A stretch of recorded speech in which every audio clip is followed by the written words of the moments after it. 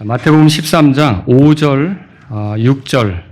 어떤 것들은 흙이 많지 않은 돌밭 위에 떨어졌으므로 흙이 깊지 않기 때문에 곧 싹을 내었으나 6절이요.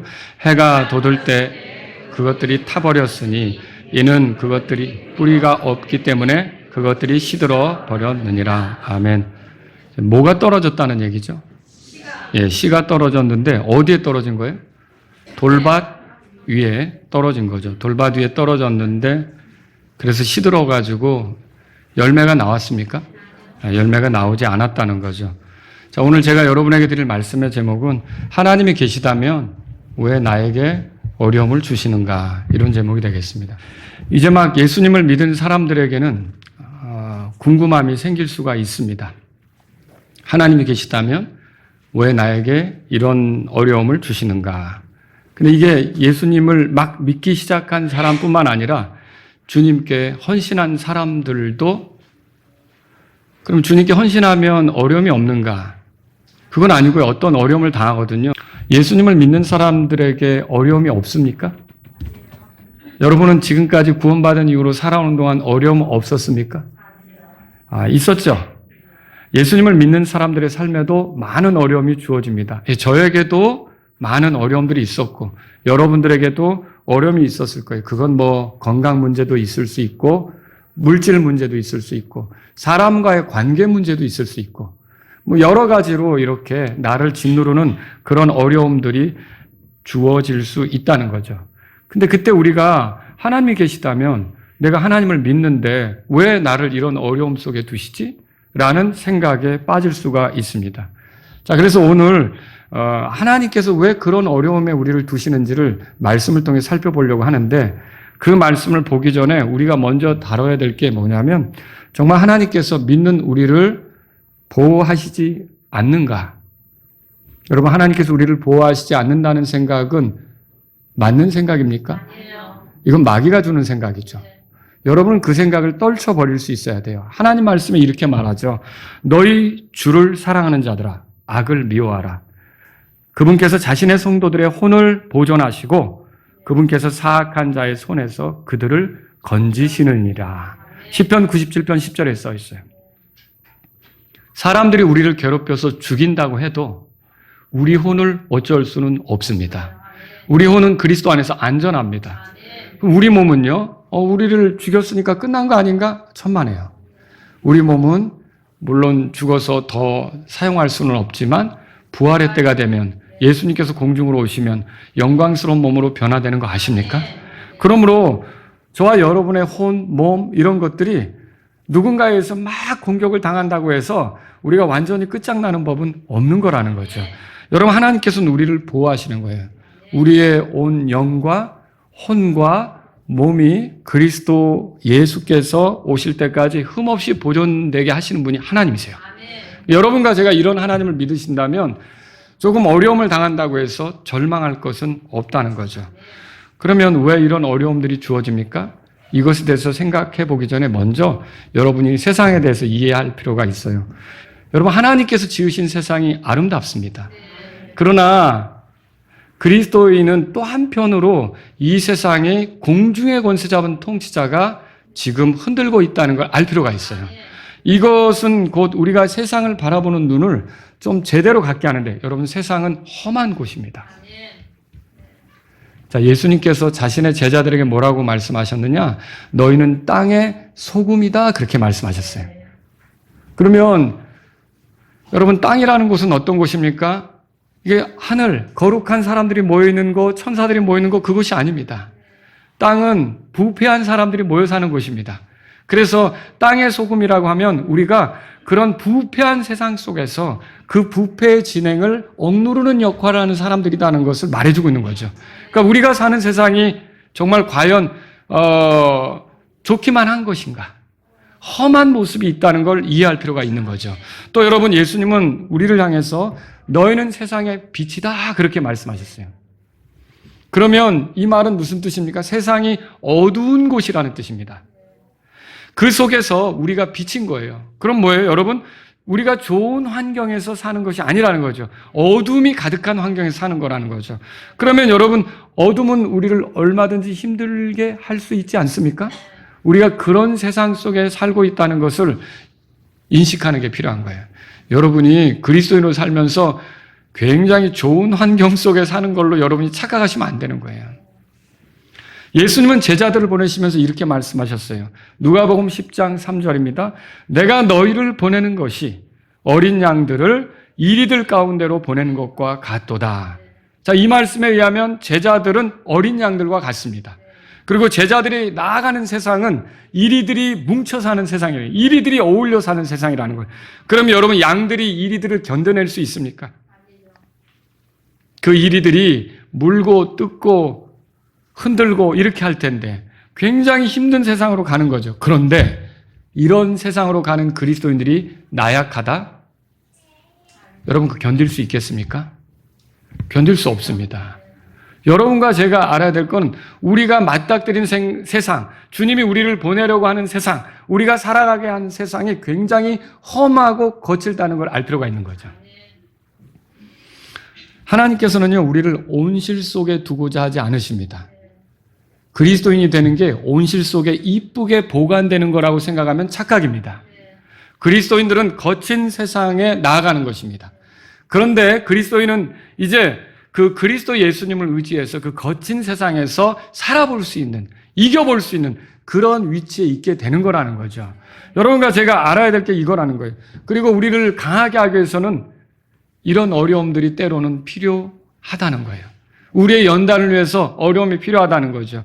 여러분, 세상은 우리에게 적대적인 곳입니다. 마음을 강하게 하지 않으면 아무것도 당해낼 수가 없는, 하나님께서 우리에게 원하시는 바는 뭐냐? 우리가 강한 그리스도인이 되는 걸 원하십니다. 예수님은 제자들에게 말씀하셨어요. 마태복음 5장 44절입니다. 들어보세요. 그러나 나는 너희에게 이르노니 너희 원수들을 사랑하고 너희를 저주하는 자들을 축복하며 너희를 미워하는 자들에게 선을 행하고 악의적으로 너희를 다루며 너희를 핍박하는 자들을 위해 기도하라. 여러분, 이 말씀에 의하면 주님의 제자들인 우리들에게 원수들이 있다는 거예요. 그리고 우리를 저주하는 자들이 있다는 거예요. 우리를 미워하는 자들이 있다는 거예요. 악의적으로 우리를 다루는 자들이 있다는 거예요. 심지어 우리를 핍박하는 자들이 있다는 거죠.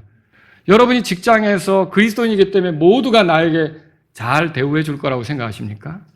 여러분이 그리스도인이기 때문에 군대에 가면 모든 그 선임들이 나에게 잘 대우할 거라고 생각하십니까?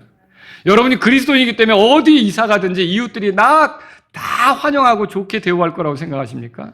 천만에요. 이 말씀은, 예수님의 말씀은 너희들을 그렇게 대하지 않을 거라는 것을 이미 말씀하고 있는 거죠. 예수님은 제자들에게 말씀하셨어요. 누가복음 6장 20절에 들어보세요. 인자로 인하여 사람들이 너희를 미워하고 자기들의 무리에서 너희를 따돌리며 너희를 욕하고 또 너희 이름을 악하게 여겨 내버릴 때에 너희에게 복이 있도다. 그럼 이 말씀에 의하면 우리가 예수님 때문에 미움을 당할 수도 있고 따돌림을 당할 수도 있고 또 버려짐을 당할 수도 있다는 거죠. 우리 이름이 무시당할 수도 있다는 거죠. 우리가 욕을 들을 수도 있다는 거죠. 이거를 이 말씀을 통해서 발견하는 거예요. 그런데 그런 자들에게 오히려 복이 있다 그래요. 복이 있다 그래요. 왜 그럴까요? 마태복음 5장 11절 12절에 이렇게 써 있습니다. 나로 인하여 사람들이 너희를 욕하고 핍박하며 너희를 대적하여 거짓으로 온갖 종류의 악한 말을 할 때에 너희에게 복이 있느니라. 기뻐하고 크게 즐거워하라. 이는 하늘에서 너희 보상이 크기 때문이라. 이는 너희 전에 있던 예언자들을 그들이 그렇게 핍박하였기 때문이라. 자, 이 말씀에 의하면 예수님을 믿음으로 어려움이 생길 때 거기에 복이 있다는 건데 왜 복이 있느냐? 그걸 우리가 잘 견뎌내면 주님으로부터 오는 보상이 있다는 거죠. 그러니까 주님으로부터 오는 보상을 각오하는 사람들, 그걸 얻기를 바라는 사람들은 주님을 위해서 희생도 경험하고요. 주님을 위해서 손해도 당하고요. 주님을 위해서 헌신도 하고요. 이렇게 하는 것이 필요하다는 거죠.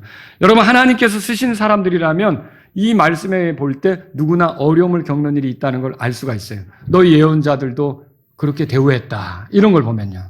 예수님은 제자들에게 말씀하셨어요. 요한복음 15장 18절에 세상이 너희를 미워하면 그것이 너희를 미워하기 전에 나를 먼저 미워한 것임을 너희가 아느니라. 예수님이 이 땅에 우리가 사는 동안 여러분 좋은 대우를 받지 못할 거라는 걸 말씀하셨어요. 왜요? 우리가 섬기는 예수님이 먼저 세상으로부터 좋은 대우 받지 못하셨어요. 예수님이 등장하셔서 모두가 예수님을 환영했습니까? 물론 예수님을 믿고 따르는 어떤 사람들이 있었죠.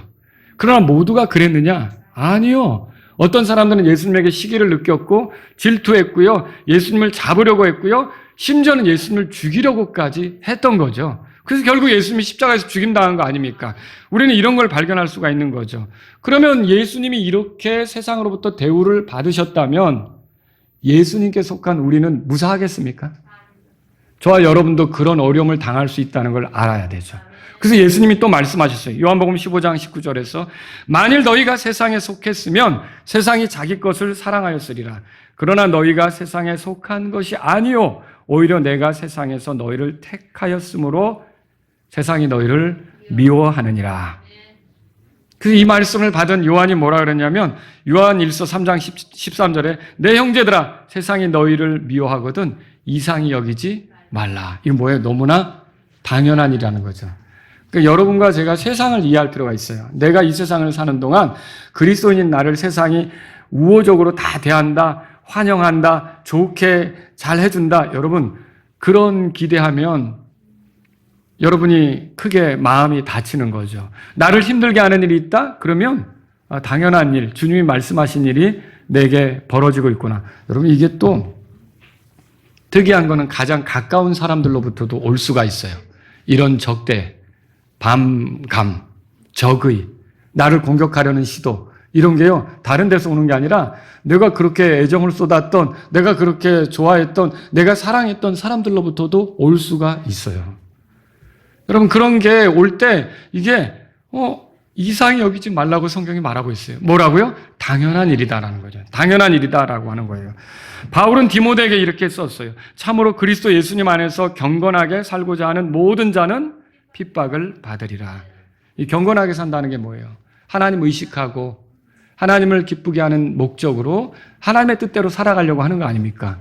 그러면 그렇게 될 때 하나님께서 마치 대로처럼 열어주셔가지고 어떤 불편도 없고 모든 것이 순조롭게만 될 것인가? 그렇지는 않고 오히려 우리가 핍박을 당할 수 있다는 것을 성경이 말하고 있다는 거죠. 바울은 제자들에게 또 말했어요. 우리가 반드시 많은 환난을 거쳐 하나님의 왕국에 들어가야 하리라. 사도행전 14장 22절에 써 있죠. 이 말에 의하면 하나님의 왕국에 들어가는 과정에 많은 환난이 있다는 거예요. 근데 여기 영어 킹제임스 성경에 보면 we must 이렇게 돼 있어요. 그럼 이거는 반드시 그래야만 한다는 뜻입니다.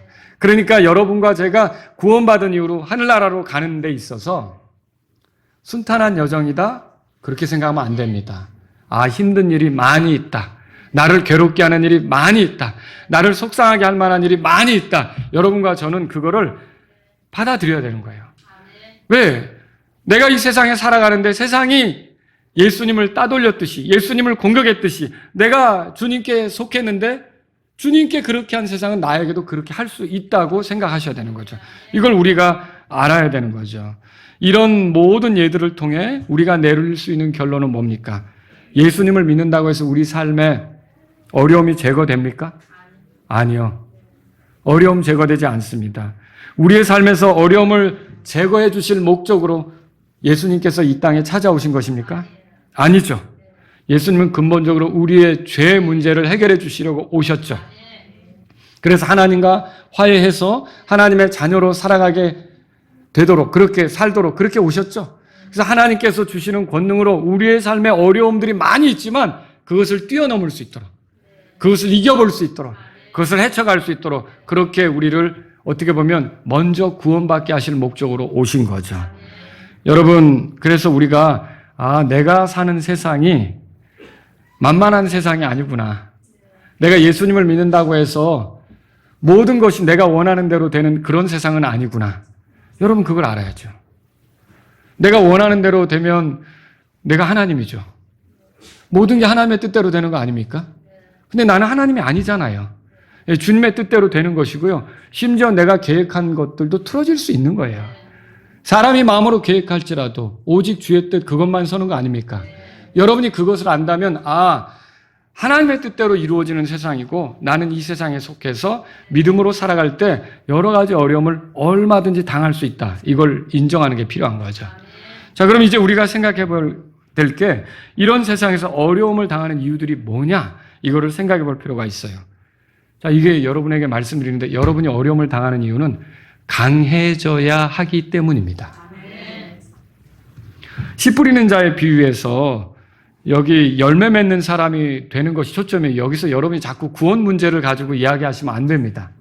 열매를 내놓느냐, 못 내놓느냐의 문제죠. 그러니까 좋은 밭은, 좋은 땅은 열매를 내놓고 나머지는 다 어떻게 되는 거예요? 열매를 내놓지 못하는 거죠. 주님이 우리에게 이 비유를 주신 목적은 뭐예요? 열매 맺는 사람들이 되기를 바라시는 거죠. 열매가 나오기를 원하시는 거죠. 근데 여기서 보세요. 농부가 나가서 씨를 뿌릴 때 그 씨는 각각 다양한 밭으로 떨어집니다. 어떤 밭이 있습니까, 여러분? 길가, 그리고 오늘 읽어본 돌밭, 그리고 가시나무들 사이, 그리고 네 번째로 좋은 땅. 이렇게 네 가지가 있죠. 이 네 종류의 밭은 하나님의 말씀을 받을 때에 사람의 마음을 보여주는 거죠. 자, 여러분이 하나님 말씀을 받을 때 어떤 마음이어야겠습니까? 좋은 땅같이 되겠죠. 그 좋은 땅같이 되어야 한단 말입니다. 근데 여기 돌밭이 있습니다. 13장 5절 6절 다시 한번 읽어보겠습니다. 어떤 것들은 흙이 많지 않은 돌밭 위에 떨어졌으므로 흙이 깊지 않기 때문에 곧 싹을 내었으나 해가 돋았을 때에 그것들이 타 버렸으니 이는 그것들이 뿌리가 없기 때문에 그것들이 시들어 버렸느니라 그랬어요. 자, 이게 무슨 뜻일까요? 예수님은 이걸 뿌리를 내리지 못한 그런 그 시로 얘기하잖아요. 근데 왜 이것에 대해서 말씀하실까요? 이게 무슨 뜻일까요? 그 밑에 해석을 해 주시죠. 20절 보세요. 20절, 21절 다 같이 읽겠습니다. 20절, 21절 읽습니다. 그러나 돌밭 속에 씨를 받은 자, 곧 그는 말씀을 듣고 즉시 기쁨으로 그것을 받아들이나 그는 자기 속에 뿌리가 없어 잠시만 견디나니 이는 말씀으로 인해 환난이나 핍박이 일어나는 때 그가 곧 실족하기 때문이라. 예, 여기서 요점은 그거예요. 말씀이 뿌리 내리지 못해서 열매가 있어요, 없어요? 열매가 없는 거죠. 그럼 여기서 필요한 건 뭐예요? 말씀이 뿌리 내려야 되죠. 근데 돌밭 같으면 뿌리를 내리겠습니까?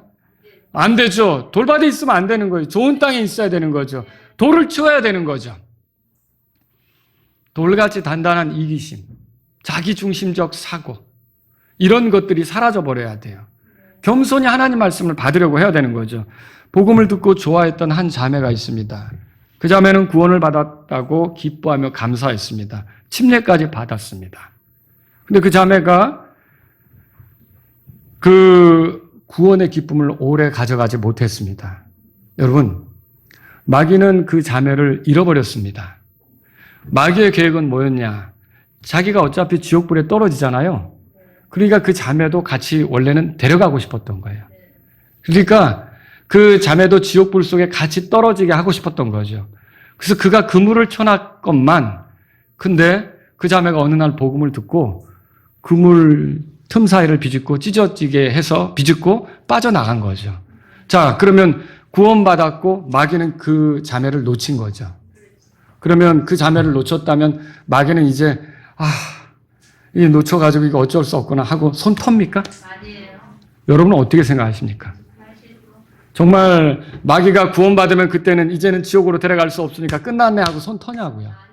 두 손 두 발 들고 이제 알아서 살아가라 그래. 예수님하고 어울려서 잘 살든지 뭐 하든지 나는 내 길로 갈 거야 이러냐는 거죠. 아니에요. 마귀는 어떻게 하냐면 그때부터는 열매를 맺지 못하도록 계속 집요하게 달려드는 거예요. 그래서 여러 가지 어려움들을 주면서 짓눌리게 하죠. 여러 가지 어려움들에 쌓여서 결국은 열매를 내놓지 못하게 하는 거예요. 거기에 마음이 쏠리고 거기에 자기 중심적이 되고 거기에 자기 생각이 가득해서 열매를 내놓지 못하게 하는 거죠. 여러분, 우리가 기억해야 될 게 있어요. 우리 삶에 주어지는 어려움은 마귀 편에서 보면 열매를 맺지 못하도록 하기 위해서 주어지는 거예요. 우리를 실족하게 해서 넘어지게 만들려고 주어지는 거예요. 그런데 하나님 편에서 보면 원래 그 어려움은 우리를 강하게 하기 위해서 주어지는 거예요. 여러분과 저는 그걸 알 필요가 있어요. 그러니까 똑같은 어려움을 내가 마귀 편에서 받아들이면 나는 어떻게 될까요? 실족할 수밖에 없어요. 넘어지는 거예요. 그러나 하나님이 이 어려움을 허락하는 그 목적을 내가 생각해서 받아들이면 하나님은 나를 강하게 하시려고 이걸 주셨구나라고 생각하면 여러분은 뛰어넘을 수 있습니다. 그걸 극복할 수 있단 말이죠. 하나님께서는요, 우리가 강하게 되도록 하기 위해 어려움을 주시는 거예요. 절대로 비실거리는 그리스도인이 되는 걸 원치 않으세요.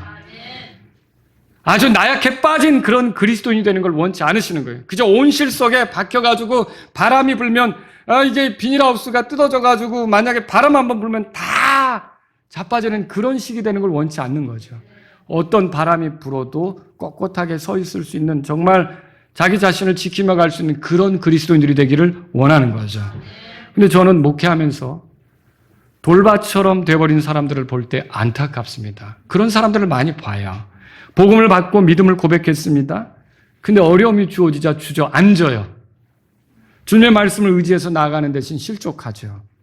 불평, 원망, 우리가 모든 일에 감사해야 되잖아요. 근데 감사하지 않는 거죠. 그러면 여러분, 감사를 잃어버리면 면역력 다 떨어진 겁니다. 감사를 잃어버린 것 자체가 면역력 다 떨어진 거예요. 여러분, 비타민을 왜 먹습니까, 여러분? 비타민을? 여러분, 면역력을 증진시키게 먹잖아요. 면역력을 증진시키게 먹는 거예요. 몸도 어떤 그런 것에 이렇게 내가 견디고 감당하려면 그런 그 면역력이 있어야 되는 거죠. 근데 영적으로도 면역력이 필요해요. 그 영적 면역력을 증진시키는 가장 좋은 약이 감사예요. 하나님께 감사하는 거죠. 하나님께 감사하는 사람은 쉽게 흔들리지 않습니다. 모든 일에. 여러분 그런 거 있죠. 그리스도가 나를 위해 희생하셨어요. 나를 위해 희생하셨다고요. 그 희생이 작습니까? 그 희생이 엄청나게 큰 거죠. 그러면 그분이 뭔가 하시려는 일을 위해 내가 어떤 희생을 당한다고 해도 그 희생으로 그 희생을 갚아낼 수 있겠습니까? 못 갚죠? 그러면 주님이 내게서 베푸신 이 희생에 비하면 내가 이런 희생을 당하는 건 아무것도 아니죠. 주님 감사합니다. 그 큰 희생을 나에게 베풀어 주셔서 그렇게 될 때 그 사람이 그걸 뛰어넘을 수 있는 거죠. 그 사람이 그것을 이길 수가 있는 거예요. 그런데 어때요? 이 돌밭처럼 되어버린 사람들은요, 더 강해질 수 있는 기회를 잃어버리고 그저 온실 속에 있기만을 자처하는 거예요. 하나님 나 좀 안 아프고 나 좀 편하게 해주고 나 좀 쉽게 해주고 나 좀 모두와 잘 지내게 해주고. 여러분 인생 그런 거 아니잖아요. 내가 예수님 믿으니까 그런 식으로 나 뭐든지 잘 되게 해주고. 여러분 그런 식으로 우리가 예수님 믿는 거 아니란 말이죠. 우리는 어려움 속에 던져지는 거고요. 그 어려움 속을 믿음으로 헤쳐나가야 되는 거예요. 그걸 뚫고 나가야 되는 거예요. 여기 말씀을 듣고 즉시 기쁨으로 그것을 받아들였지만 그들 속에 뿌리가 없다는 것을 주목하세요. 뿌리가 없으면 말라 비틀어지죠. 씨가 내렸는데 그 씨가 뿌리를 내려야 될 거 아닙니까? 그리고 튼튼한 나무는 어때요? 바람이 불어도 흔들리지 않는 나무는 어때요? 여러분 그거 아시잖아요. 뿌리가 파고들어서 여기저기 깊게 여기저기 들어가면 어때요? 바람이 불어도 꿈쩍하지 않죠. 뿌리 깊은 남간 바람에 아님일세. 들어보셨죠? 우리가 그렇게 되는 거예요. 바람이 불어도 끄떡하지 않는 거죠. 그런데 이거는 뿌리를 못 내린 거예요. 여러분 이게 뭡니까? 골로새 2장 7절에 이렇게 써 있어요. 그분 안에서 뿌리를 내리고 세워지며 너희가 가르침을 받은 대로 그 믿음 안에서 견고하게 되고 그 안에서 감사드림이 넘치게 하라. 역시 감사해요. 그리고 뿌리를 내리라고 그렇게 돼 있죠. 그럴 때 믿음이 견고하게 된다고 말하고 있죠. 여러분 이게 뭐예요? 말씀이 누구 보여주는 거예요? 예수님 보여주는 거죠? 예수님 보여주는 거죠. 말씀이 예수님에 대해서 증언하는 거 아닙니까? 우리가 성경을 배우는 이유는 예수님으로부터 배워서 예수님처럼 살아가려고 배우는 거 아닙니까? 결국 말씀이 뿌리 내린다는 건 뭐예요? 우리 삶의 구석구석 예수님이 파고드는 거예요. 우리 삶의 구석구석 예수님이 들어가는 거예요. 그런 문제 앞에서도 예수님을 생각하는 거예요. 저런 문제 앞에서도 예수님의 사랑을 생각하는 거죠. 그런 위기 앞에서도 예수님의 뜻을 생각하는 거죠. 그 앞에 답답한 일을 만났을 때도 예수님이 나를 향해 계획하신 걸 생각. 하는 거죠. 이렇게 예수님이 깊이 내 삶에 뿌리 내렸을 때는 어떤 바람이 불어도 흔들리지 않습니다. 하나님은 우리가 그런 사람이 되기를 원하는 거예요. 나약해 빠진 그리스도인, 툭 건드리면 쓰러지는 그리스도인, 그런 그리스도인이 아니라 어떤 위기가 와도 당당히 맞서 서서 예수님의 이름으로 승리하는 그리스도인 되기를 원하시는 거죠. 여러분과 저는 이걸 알 필요가 있어요. 하나님이 우리를 강하게 하시려고 하는데 그 이유가 뭐냐면 우리가 맞서 싸우는 적이 대단해요. 우리의 적은 옆에 있습니까? 앉은 분들입니까? 아니죠. 우리의 적은 누구예요? 마귀잖아요. 영적 사악함이잖아요.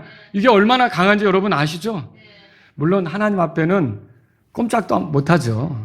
하나님 앞에 어떻게 수족을 놀리겠어요. 주님이 명령하면 다 끝장나는 건데. 근데 하나님께는 안 되니까 그럼 마귀가 어떤 식으로 하나님을 긁으려고 하느냐. 하나님께 속한 우리를 쓰러뜨리려고 하는 거예요. 그래서 하나님을 기쁘게 할 목적으로 살아갈 우리가 그렇게 못하게 해서 하나님이 말하자면 하신 일이 뭐냐는 듯이 조롱하려고 하는 거죠. 여러분 이런 사실들을 안다면 저와 여러분들이 생각해야 될 건 우리가 강해져야 되는 거예요. 여러분 마라나타 진영의 성도들은 비실비실한 그리스도인들이 아니라 하나님 말씀으로 영양실조도 극복하고 하나님 말씀으로 충만하고 하나님 말씀이 뿌리 내려져서 강력한 그리스도인들이 되기를 바랍니다. 아무리 교회 성도들이 많이 모이면 뭐예요? 다 애기들 같은 그런 그리스도인들만 모이면 여러분 군대가 되지 않겠습니까? 우리가 군대가 이루어져야 되는 거죠. 여러분이 우리가 예수 그리스도의 군사라는 걸 읽어보셨을 거예요.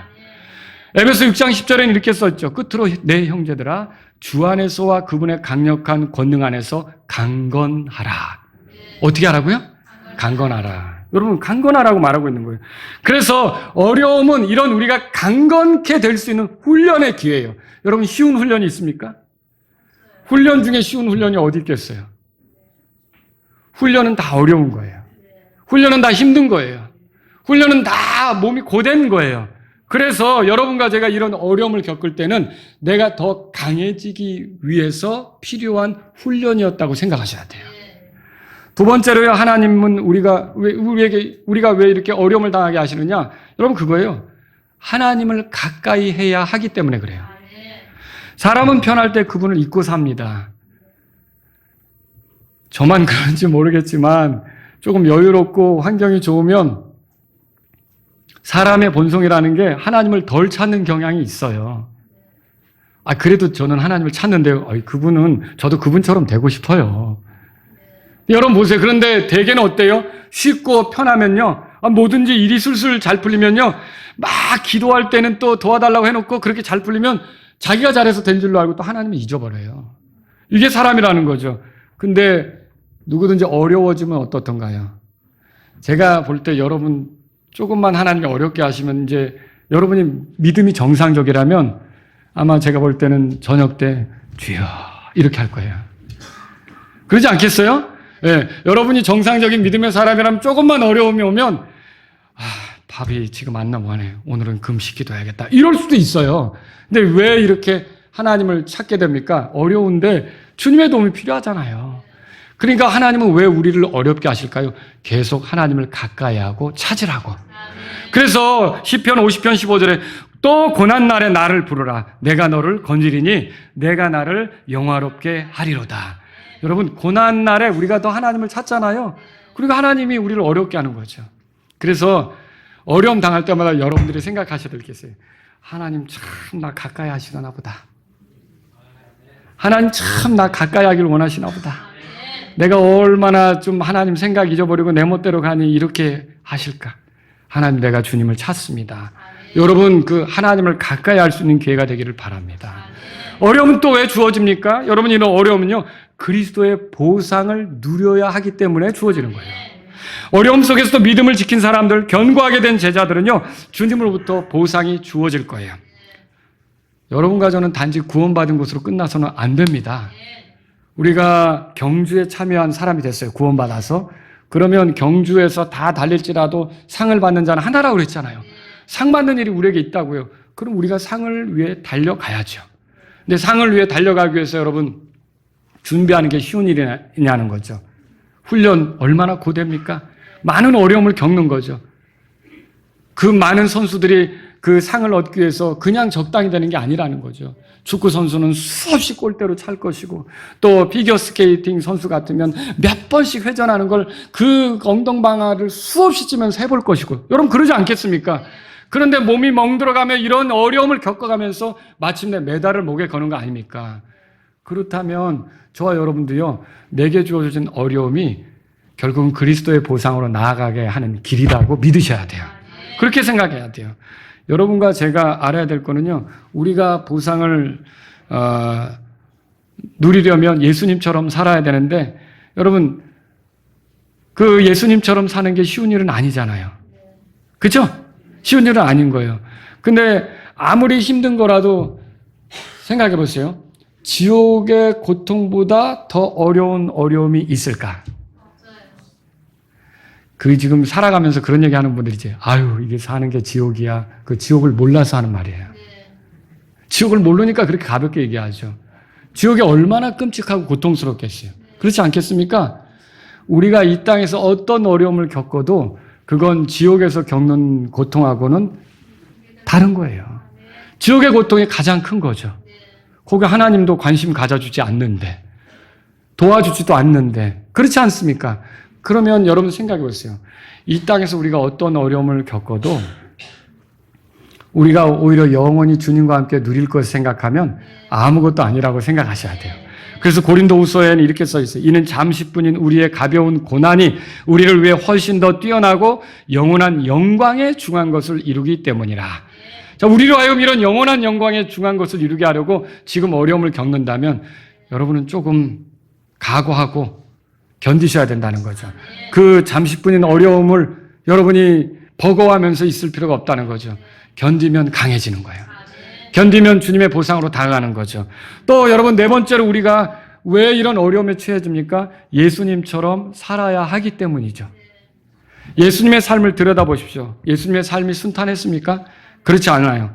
예수님의 제자로 살아가는 삶도 그렇다면 순탄하지 않겠죠. 예수님은 잘못도 없이 고통을 당하신 거예요. 그러면 우리도 때로는 내 잘못 없는데 고통을 당할 수 있겠죠. 정신적으로 압박을 느끼며 괴롭힘을 당할 수도 있는 거죠. 여러분, 그럴 때 우리가 주님을 생각해야 된다는 거죠. 베드로전서 2장 19절부터 읽어드립니다. 21절까지. 이는 사람이 부당하게 고난을 받으면서 하나님을 의식함으로 고통을 견디면 이것은 감사할 만한 일이기 때문이라. 그러니까 부당하게 고통을 당할 수 있다는 거죠. 그때 하나님을 생각하고 견뎌내라는 거죠. 감사하라는 거죠. 왜냐하면 너희가 너희 잘못들로 인하여 매를 맞고 그것을 참으면 그것이 무슨 영광이겠느냐. 그러나 너희가 잘 행하다가 그것으로 인해 고난을 받고 너희가 그것을 참아내면 이것은 하나님께서 받으실 만한 것이니라. 내가 잘했는데도 이 어려움이 온다. 그럼 여러분 그건 견디시라는 거죠.